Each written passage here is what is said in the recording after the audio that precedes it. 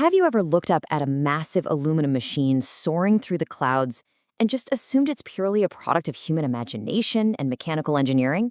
Well, in this explainer, we're going to completely flip that idea on its head. We are uncovering the hidden natural laws that dictate the shape of literally every single airplane in the sky. The truth is, nature actually provided the ultimate blueprint long before we ever took off. The skies are highly unforgiving, and the rules of how we fly were written way before the first engine ever fired up. Okay, let's dive into this. Are the massive commercial jets we fly in governed by the exact same evolutionary rules as birds? Or even, as crazy as it sounds, natural forest hierarchies? It sounds almost like a trick question, right? But the answer is a resounding yes. The exact same laws of physics and biology that shape the wingspan of a soaring falcon or dictate the distribution of towering trees and smaller saplings in a forest also strictly regulate the Boeing and Airbus jets we board every single day. It turns out, evolution isn't just for biology. It totally applies to our technology too. To really grasp how this works, we have to look at the 5 scientific laws of flight that serve as the foundational blueprint for all aviation. Think of these as the absolute, unbreakable rules of the sky. First, we have the hierarchy of fleets. Think of a natural forest with a few massive trees and thousands of smaller plants. Well, our global aviation network naturally distributes the exact same way, relying on a few massive, high-capacity jets and a multitude of smaller regional planes. Second is the spindle shape. Every single aircraft must be thick in the middle and tapered at both ends to efficiently slice through the air. Third brings us to proportional balance. You can't just slap giant wings on a tiny plane. There are strict mathematical ratios required between wingspan and body length. Fourth is the constant battle of work versus drag, where every shape adaptation in aviation history is essentially an attempt to overcome air resistance. And finally, mass distribution, the strict physical separation of heavy fuel from the passenger payload. These 5 laws dictate absolutely everything. Let's move along and see how this builds, because watching how these rules were applied across history is nothing short of breathtaking. We literally went from fragile wooden gliders to the metal jet age in a single lifetime. Back in 1903, the Wright brothers achieved the very first powered flight, holding the air for just 12 historic seconds. But by 1939, as engineering really accelerated, the world saw the first operational jet aircraft. In 1952, the de Havilland Comet opened the skies to commercial jet passengers. Then, the sheer scale of flight exploded in 1969 when the Boeing 747 inaugurated the jumbo jet era, totally democratizing global travel for everyday people. And by 1976, we were literally flying faster than the speed of sound with the Concorde. Now, what's really fascinating here is the spectacular, almost unbelievable leap in speed over a relatively short period. Look at this progression. The original Wright Flyer practically chugged along at barely 30 miles per hour. I mean, you could almost drive a modern car faster in a school zone. Fast forward just a few decades to World War II, and the P-51 Mustang is pushing an incredible 440 miles per hour. But then, look at the Concorde, cruising at an astonishing 1,350 miles per hour. That is twice the speed of sound. Human engineering, when perfectly aligned with those aerodynamic laws we just talked about, pushed our limits exponentially. But here's the catch. No matter how incredibly fast we manage to go across the decades, we are forever bound by the shape constraints dictated by nature. Let's look at the main body of the airplane. The word fuselage is actually derived from the French word fuseler, which translates to a spindle. Think back to the Dark Ages, where villagers would wrap wool around a wooden spindle. The thread makes it thick in the middle, and it tapers off to be incredibly thin at both ends. Early aircraft designers borrowed heavily from this everyday object, and from natural shapes like fish and birds, because that specific geometry is the absolute most efficient way for an object to pierce through a fluid medium like air. To really visualize how mathematical these shapes are, let's do a quick thought experiment together. We'll call it the poor man's drawing of an airplane. Step 1. Draw a simple 2-dimensional spindle shape for your fuselage. Step 2. Stick a wing perpendicular to the side of that spindle. Step 3. You now have to determine the mathematical ratio of the fuselage's length to its thickness. And step 4. You must perfectly balance the wingspan against that fuselage length to minimize aerodynamic drag.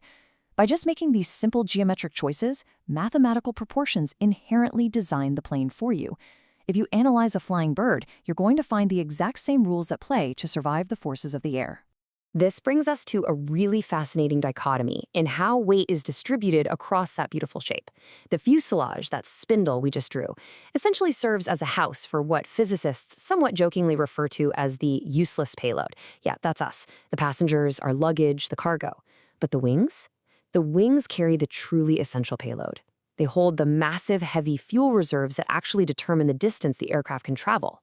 It's a perfect balancing act dictated entirely by physics. You keep the massive weight of the fuel spread wide across the wings for perfect structural stability, and you tuck the human payload right securely into the center.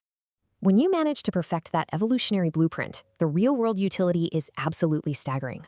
Look at this number, 10,580. That is the record-breaking number of Boeing 737 aircraft delivered globally by 2020. By adhering so strictly to the laws of aerodynamics, mass distribution, and fuel efficiency, air travel seamlessly transformed from a dangerous experimental novelty into a highly reliable daily necessity for millions of people worldwide. We essentially built a massive, perfectly evolved global fleet that functions as the literal arteries of our modern world. So the crucial point is, getting this blueprint right was historically brutal, and the sky is an incredibly unforgiving environment.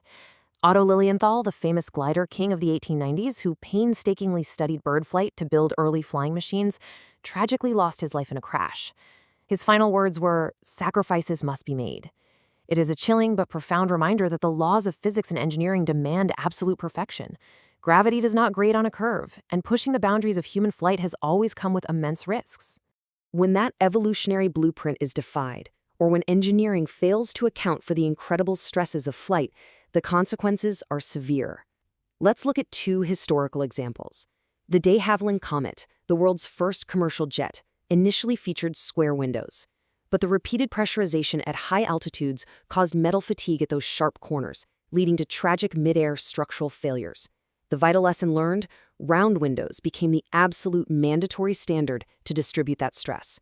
More recently, the Boeing 737 MAX faced catastrophic issues with flawed MCAS software, which was designed to adjust pitch but lacked adequate transparency for the pilots. The vital lesson here meant entirely redesigning the software and mandating new pilot training. These are tragic, sobering moments for sure, but they represent how engineering failures force a strict, immediate evolution in aviation safety protocols. And this brilliantly illustrates how modern aviation continues to solve new problems today by changing what the aircraft is literally made of at a microscopic level. Take a look at the Airbus A350. Instead of relying solely on heavy traditional aluminum, a massive 53% of this aircraft is constructed from carbon fiber composites. By shifting to these incredibly strong yet lightweight materials, engineers have drastically reduced both the weight of the aircraft and the resulting drag. It burns significantly less fuel, proving that evolving the very material DNA of an airplane is just as vital as evolving its overall shape. It's honestly incredible to see this evolution adapting to spatial environments on the ground, too. The massive new Boeing 777X features folding wingtips. To carry more passengers with unmatched fuel efficiency, the plane required a massive, unprecedented wingspan. But there was a major catch. With wings that wide, it wouldn't physically fit into standard airport gates.